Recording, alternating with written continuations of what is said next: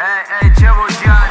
Mama ama kriminal, sokaklarda lejyoner. Bir savaşçı değilsen o yıldızın bir gün söner. Nereden geldiğini unut, nereye gideceğine yönel. Sokaklarda yok umut ya da seni bir gören. Bana böyle öğretildi, onu atlatayım mı? Ya da bir silah bulup karambole patlatayım mı? Siyah ve beyaz da bir renk, sence de öyle değil mi? 19'u boş geçmişim, 20'lerde yalpalıyım mı? Cebi doldurayım derken doldu vücut yara iz. Cehennemi izlettiler vaat etmişken paradisi. Yürüyorum düşmanımın üzerine korkusuzca, ateşledim mermilerle elimdeki kanabisi.